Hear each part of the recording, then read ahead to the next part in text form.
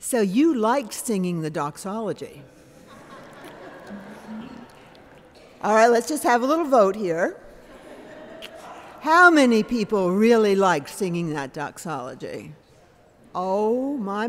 How many people did not enjoy it as much as they might have? Oh, I knew it. Oh, good. This was a little liturgical experiment. And it goes with the theme of this service, which is a kind of experimentation. I want to just say everything changes. And the best thing you can do to prepare for your life is to anticipate that everything will change and never, ever say those words, "I'll get back to that when things settle down." They're not going to settle down. So the rivals for interpretation of this text about Ezekiel's wheels are many.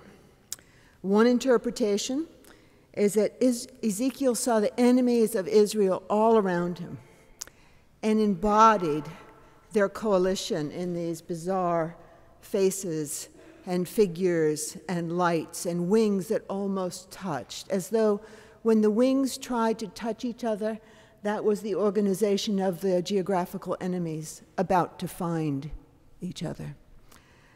Perhaps it was an early memo to Benjamin Netanyahu. Another interpretation is that Ezekiel was just a standard issue prophet, a little nuts, prone to hallucinatory experiences that wowed people, scared them to death, and put an artistic frame around inner terror. And so something was going on that terrorized him, that terrorized his people, and he projected it into this hallucination. Prophets, of course, are prone to that kind of self-justification, which is why Paul spent so much time warning prophets to be less entranced with their visions and their dreams and more entranced with the fruits of their visions and their dreams. How do you test the good spirit? If it has fruits in goodness and love and joy and peace and hope and grace. If it doesn't, it's just a fancy picture. Ezekiel had a really wild vision.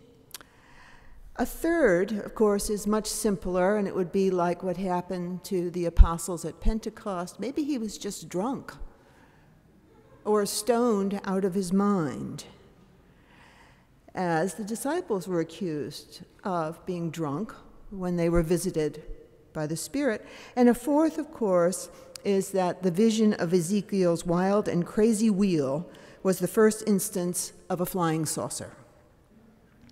If you try to research the wheel on the internet, you'll find the flying saucer interpretation dominates, and the rest are secondary. Whatever the text really means, and I don't know that you can know what that kind of text really means. You can take a gamble. Whatever it really means, it sure had a long shelf life. Many of you know the song Ezekiel Saw the Wheel. Woody Guthrie issued a version. Louis Armstrong issued a version. Children sing it. Ezekiel saw the wheel way up in the middle of the sky. You know it? Yeah. We forgot to sing it today, but so what are we going to do? So today I'm just going to stick with the first line of the song and forego the rest of the interpretations. Ezekiel saw the wheel way up in the middle of the air. We, too, may not have any idea what this text means, but we can see the wheel. Don't have to see his wheel, but you can see a wheel or the wheel. And that may be all that we can do. That little seeing can go a long way towards salvation, or at least give us a better reason to wake up in the morning and look around. If you were a psychologist or a social psychologist, you could sum up the message in the wheel in 3 words. Constant adaptive change is the meaning of life. The meaning of life is constant adaptive change. Whatever you thought was going to happen probably didn't. Whatever you think is going to happen probably won't. And therefore, the best thing you can do is be ready for the turn of the wheel. Or even if you're riding a carousel, it looks a whole lot different down here than it does here, than it does here, than it does here, than it does here. Carousels, wheels teach us to be in constant adaptation to our environments. If you were a biologist, you would say we were born to evolve. If you were a physicist, you would remind your listeners that everything is in motion, even the tiniest of particles, so why wouldn't you be as well? And if you were the pastor of Judson Memorial Church on July 27th, 2014, you would advise your listeners to fasten their seatbelts on the spaceship of life. You would remark on all the change that's going to come around here really soon. We'll remind them, in order to contextualize it, that we used to worship in the garden room. Imagine that. Imagine us in the garden room. Those of you who can remember all those great summers, please do. Remind ourselves that we used to worship without air conditioning. And by the way, we have so much air conditioning this summer that it's usually freezing. Always bring a sweater. Or just remember the way the bathrooms used to be, especially the women. Remember those bathrooms and those doors? Well, they're not there anymore. And if you needed, take a good long look at that word in our name, Judson Memorial Church. That word memorial intrigues me. So let's go back to the psychology. We're going to go right through these. At every turn of the wheel, at every stop on the great carousel of life, we are different. Physically, historically, and psychologically. Those of you who are about to retire are well advised not to move close to where your offspring are, as a way to be close to them as you age. Why? They're probably going to move. Those who are planning to have a child in the near future, or another child, will want not to move near their families in hopes of getting child care because their parents might move. Those looking for a partner or a life companion who just got through with one who was very exciting may go out looking for a dull one this time, only to find a really exciting one. Those in good health may find out that they're not. Those who are in bad health may experience a cure or a revival. The fact that your agent sold your last 4 books doesn't mean that she is going to sell this one. The fact that we've always had lots of oil doesn't mean that we will always have lots of oil. The wheel turns, and it keeps turning, and that's what you can count on, is the wheel turning. You really need to forbid yourself, and myself too, from saying, I'll get to that when things settle down. Unlikely ever to happen.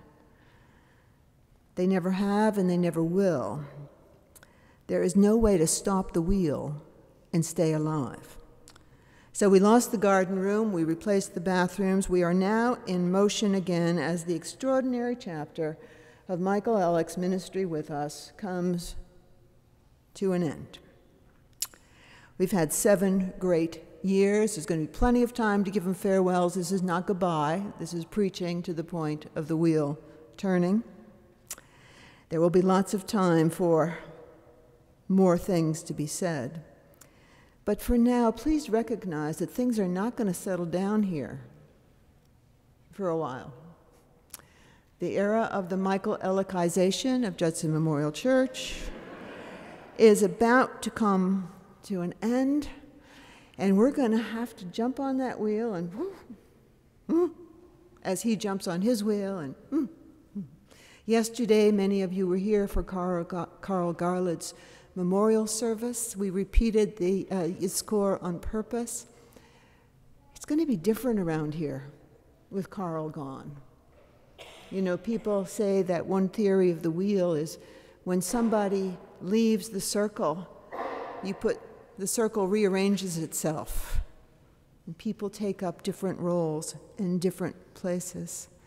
And as many of you said, I was astonished at the overall impression of yesterday's service. It went something like this, and you're going to have to forgive prematurely my vernacular. Many of you said it was a lovely service, but it still sucks. I thought that was high theology.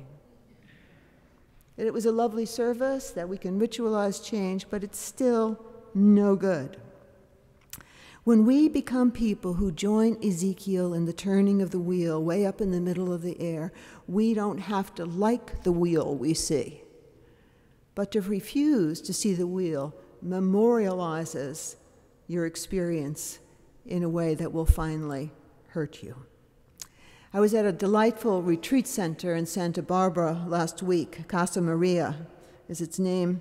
It's very near Laurie Moody's birthplace, right up the street. And I got to see her garden and to see that many of the plants that she has been growing all these years are still growing. I'll tell those of you who are interested in plants about that later. But anyway, the retreat center had a labyrinth. And there was a twinkly-eyed old man at the desk who was directing people to the labyrinth all day long. And every time someone would come in and say, could you point me the way to the labyrinth at the retreat center? He would say, well, if I have to point you the way, then you don't really know what's going on, right? Because you are already in the labyrinth. You are lost. And that is the beginning of the spiritual experience of the labyrinth. I thought that was very useful in terms of Ezekiel's wheel. Many people also love circles or wheels because you can never finish them, right? Where's the start of a wheel? Where's the end of a wheel? Where's the beginning of a labyrinth? Where's the end? The retreat leader that I was with said that he wanted us to get rid of the word finished for ourselves and to replace the word refinished. That whenever we felt we were at the end of something, it was important to understand that we were just being refinished to get ready for the next turn so that we could bring out the real luster in ourselves that was there. I like that so much. Or consider the bicycle, another kind of labyrinth, another kind of wheel. Riding a bike is something that you never forget how to do once you've done it.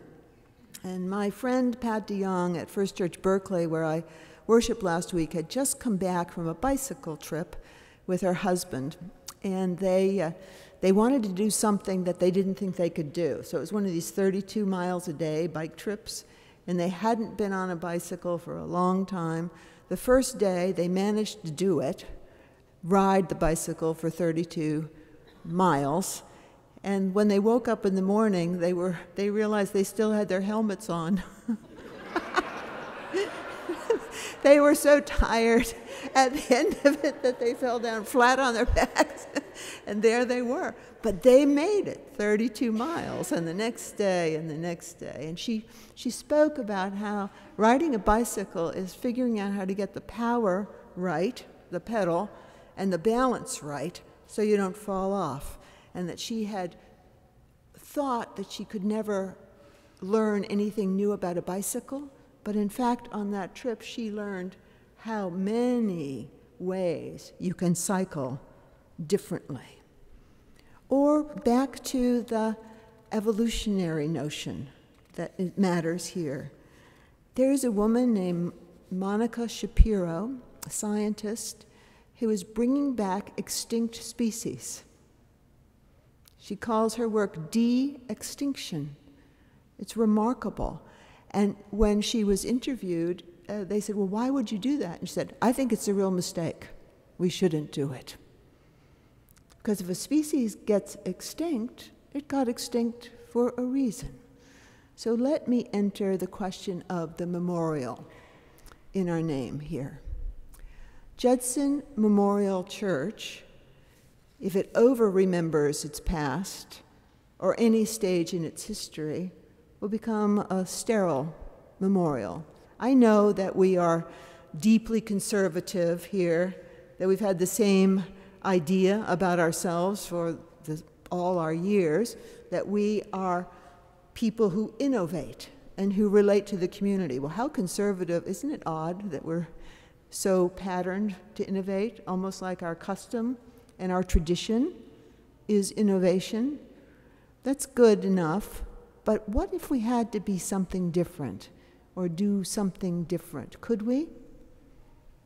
What wheel would turn in us that would make us more traditional or more open to old ideas instead of new ones?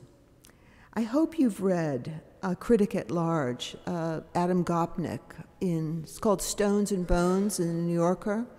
It's a commentary on the 9/11 memorial downtown, and it's very, very interesting. He says that the uncanny irony of that memorial is that it's probably the most heavily guarded place in the world, most secured place in the world, that actually embodies a memorial to freedom. And he says that's why it doesn't work architecturally and why those two lights worked so much better. Remember the lights? Fragile, simple, you could see them without having to empty your pockets of your coins and your cell phones.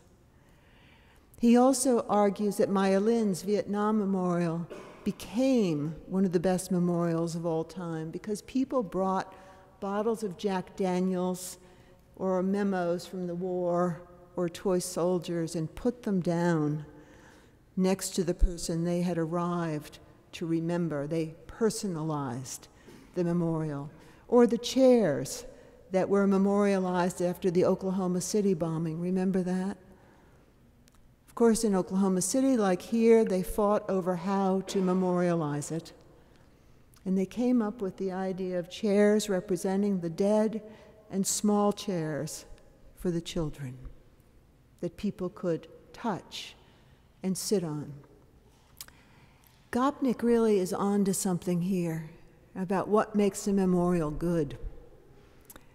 And he argues that people who are progressives and liberals are terrible at memorializing things, and that conservatives are great at it because they like the notion of being settled and stopping time and getting it all down and having it all writ. And liberals, he doesn't put it this way, it's much more elegant, more progressive people like the wheel idea and the turn and are into the flux.